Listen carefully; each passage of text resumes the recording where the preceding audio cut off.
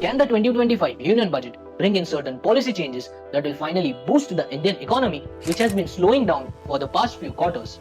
Will it also address the challenges raised from the continuous selling by the foreign investors and US dollar strengthening the most since the US elections? How will the BJP government tackle the unemployment issues, and will there be any fiscal measures taken to bring down inflation and taxes in this year's budget? Let us look at what we can expect from the budget. Government of India is earning more than the broker. You are my sleeping partner. I am a working partner with my finance, my risk, my staff, everything. So what do you want to say on this? From the morning, there's a lot of speculation in the media. And as a result, there's a lot of speculation in the social media. अरे popcorn के ऊपर भी डाल रहे हैं tax. Hey all, the Union Budget will be presented on February 1st, which is a Saturday. Equity markets will remain open on this day to facilitate trading based on the announcements in the budget. The government will lay down its investment plans for the fiscal 2025-2026 while also reducing the fiscal deficit to 4.5% of the GDP by 2026. The government has been efficient in reducing the fiscal deficit as per its targets in the last few years from 6.4% to 5.9%. Here's what to expect from the budget. The BJP government may reduce compliance requirements for exporters and simplify the global trade process. This will enhance India's competitiveness in the global trade and support the MSMEs in the export sector. The PLI scheme has been successful in boosting manufacturing in sectors like electronics, pharmaceuticals. However, manufacturing sector is not at a level we'd want it to be, right? We can expect the government to expand PLI schemes to other sectors like renewable energy, automotive and electric vehicles, and textiles, which can further strengthen domestic production, reduce imports and custom duties, and enhance exports, contributing to the Make in India initiative. More exports can stabilize the depreciation of Indian rupees against the dollar to a certain extent in the long term.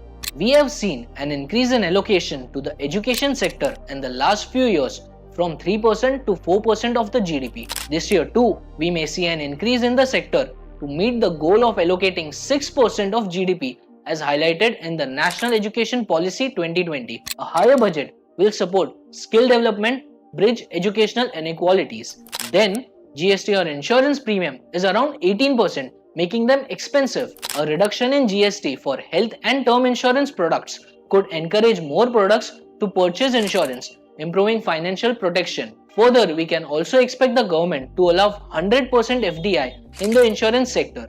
This would attract more global investors and businesses and improve penetration in the underserved Tier 2 and Tier 3 cities.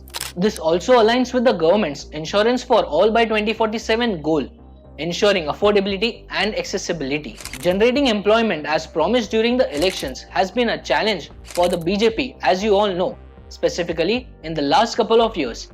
Investment in infrastructure projects like roads, railways, ports and energy can stimulate economic growth by creating jobs and improving productivity. Like the previous year, the government will spend a large portion, about 10% of the GDP, or may even increase a bit on the infrastructure sector, building large-scale projects like smart cities, renewable energy parks, and logistics hub. Speaking of logistics, railways might get a massive boost again with faster trains and better connectivity. Further, we can expect investment in the AI research along with partnerships with private companies, specifically for the healthcare sector. Artificial intelligence can revolutionize healthcare by enabling predictive analytics for many diseases like cancer and cardiac arrest, even before they can become more severe.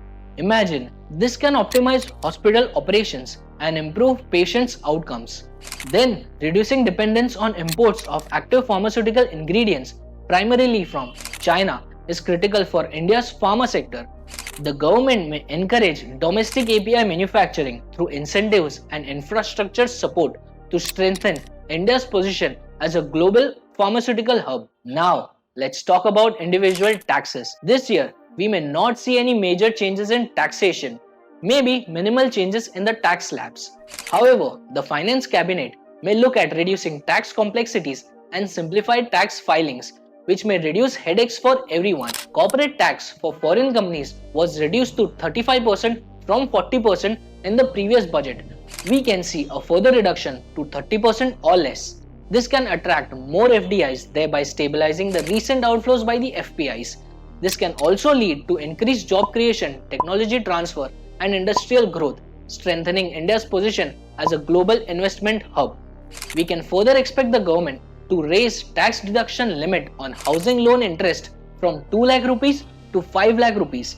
This move can boost the demand in the real estate sector and related industries like cement and steel. Privatization is also something that has been on the radar of the Modi government, as it reduces fiscal deficit, improves efficiency, promotes market economy, and reduces government's burden from non-core areas.